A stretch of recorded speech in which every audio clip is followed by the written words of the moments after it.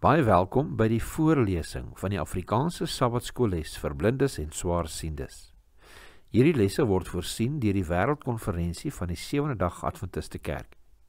Die voorlesing van die les word aan u gebring deur SSL in samewerking met Adventiste Wêreldradio Afrikaans en word voorgelees deur Marlena Nel.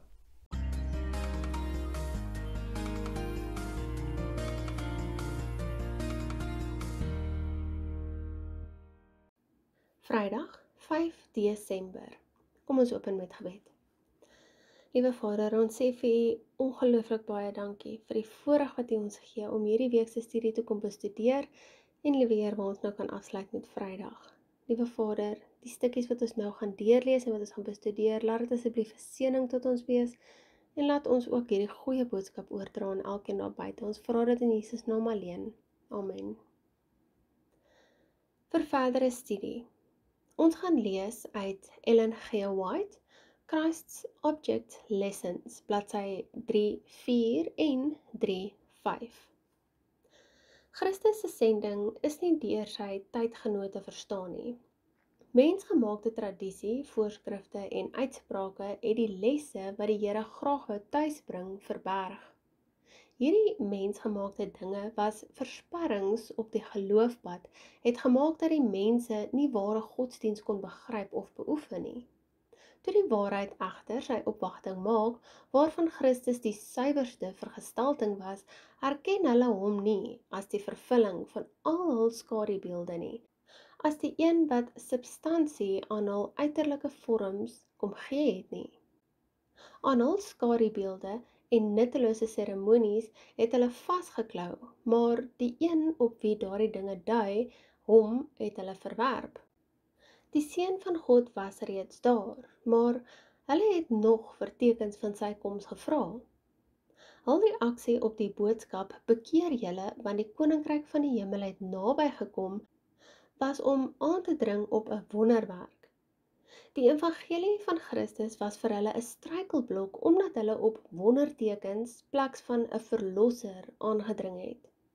Volgens hulle moes hy op 'n magtige wyse die land vir die Jode verower het, sy ryk op die puin van aardse koninkryke gevestig het en sodoende bewys van sy messiaanskap gelewer het. Op die verwagting reageer Christus toe met die gelykenis van die saaier. Dit is nie deur wapens of deur gewelddadige ingryping wat die koninkryk van God die oorhand kry en heers nie, maar deur 'n nuwe beginsel wat in die mensehart ontkiem en wortel skiet. Ellen G. White, Christ's Object Lessons, bladsy 3.4 en 3.5.